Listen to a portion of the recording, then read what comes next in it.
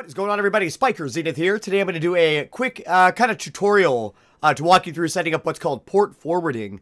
What that would allow you to do is to open up your firewall on your home router, or possibly even an external firewall if you have one set up, in order to open ports to allow your game console or whatever game you're playing on your PC to allow other people to connect to maybe a home server that you have set up, like through maybe Minecraft or whatever.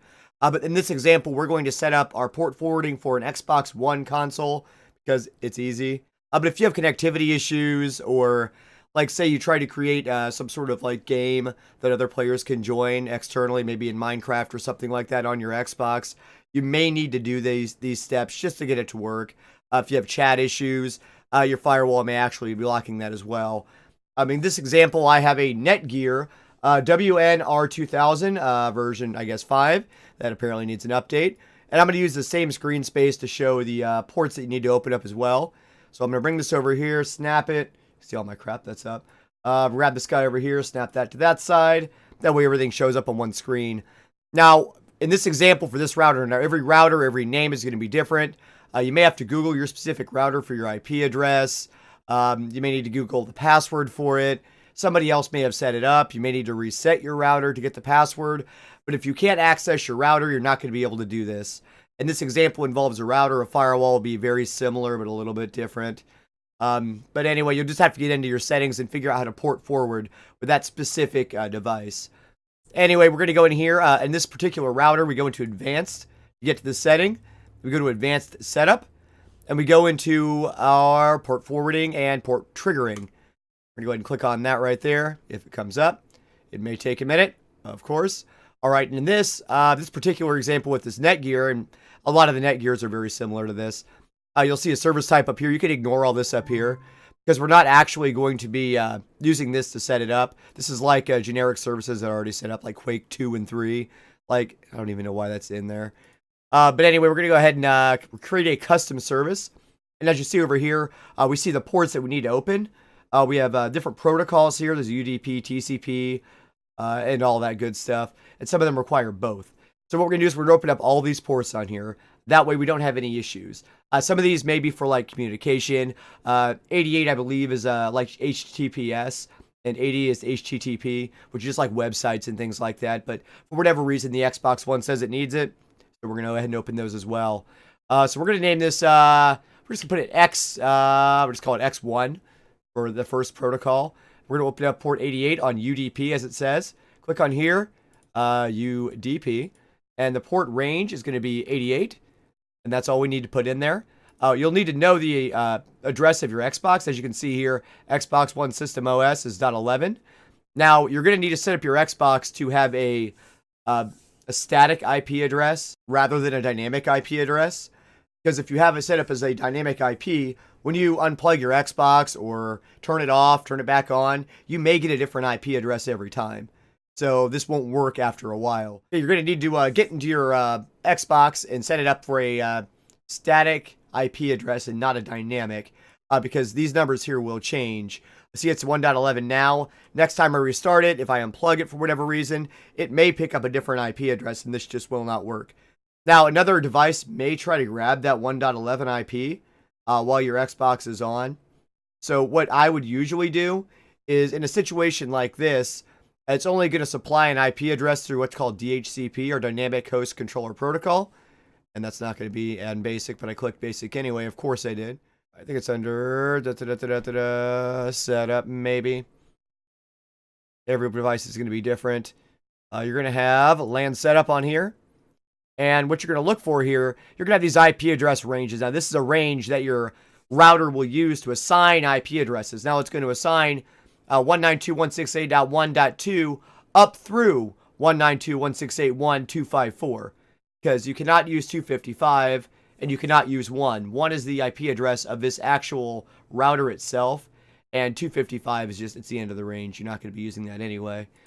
So what we're going to do is, just to ensure that we have a range of IP addresses that we can statically assign, we're going to end our IP address range at 200. That way we have from 200 to 254 we can assign statically, and any device on that network will not grab, you know, like 211, which is what we're going to use because 11 is what it is right now.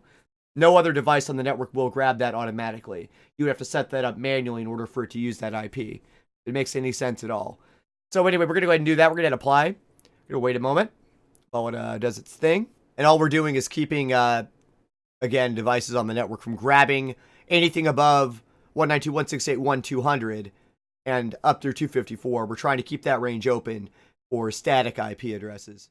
All right, so now this is all set up and ready to go. DHCP, Domain Host Controller Protocol, which is just assigning IP addresses. That's all it means. But you'll want to have that enabled if you just have like a home router and you're just trying to assign IP addresses. We're going to go back down here to advanced setup again. And we're going to go into port forwarding, port triggering. We're going to add our custom service here. And we're going to go ahead and set this up. And then we'll go back later and set up our Xbox to work with this IP address. So we're going to set this up on, it's going to want to select the device, but we're going to make it 211. And we're going to put X1 on there for the Xbox One. The first one anyway. And this is going to be UDP. As you can see here, we're just going to go through the list. 88.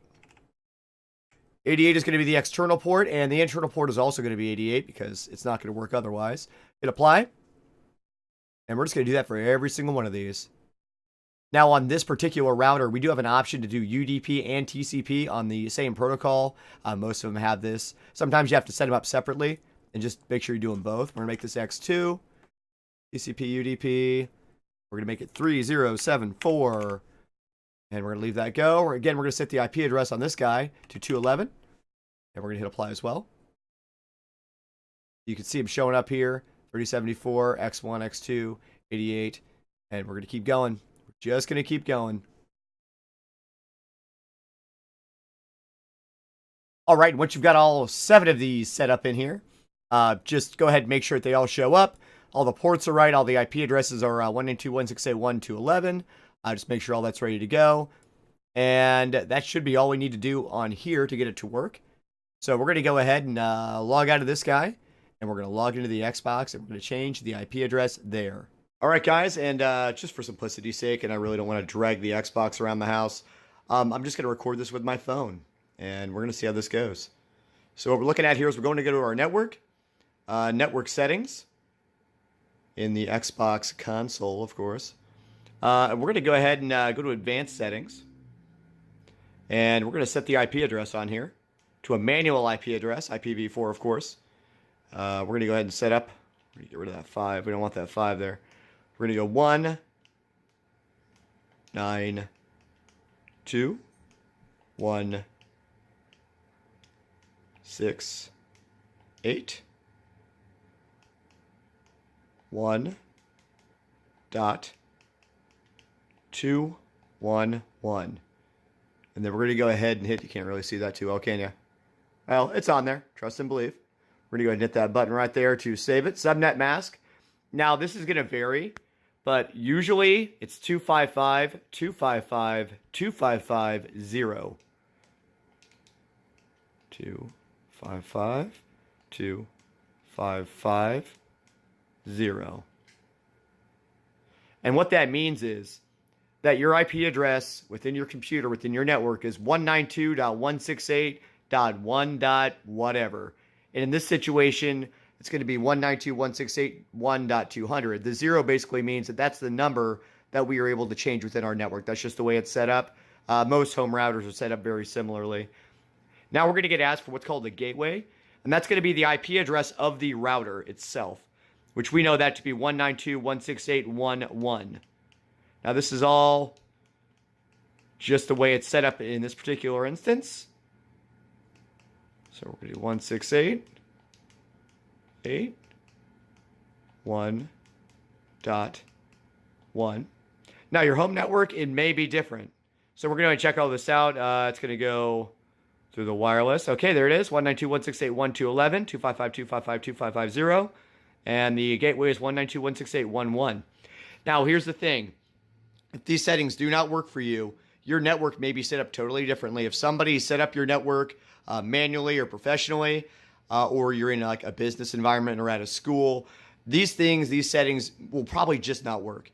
because you have to have access to that external firewall. You have to have access and know the IP address of the gateway you're trying to connect to, which that's not hard to find. But if you don't have access to the firewall, all this is useless anyway. The DNS and all that, you can see my DNS settings. Those are just, what I'm using right now. I think this is either Google's or might be the default Time Warner one, but I think it's Google that I use for address translation. But that's for another video, for another day. So anyway, we got this all set up. This should be good to go. It's going to go ahead and check the connection now. And console is connected to the internet. And everything should work totally fine. We're going to go ahead and test the multiplayer connection because, it's the Xbox and we're all curious as if it's a piece of crap or not. All right, and as you can see, it says it's all good. There are no problems with the connection for multiplayer. So we are good to go. We shouldn't have any issues with network address translation or, any real networking issues at this point because we've opened those ports and allowed the Xbox to communicate on the ports that it needs to communicate on. All right, guys. Well, as you can see, I got the little Minecraft up and running. We're on the Xbox. Everything seems to be working just fine. If you like what you've seen here, if this helped you at all, leave me a like, comment, subscribe, and I will see you next time. Thanks for watching.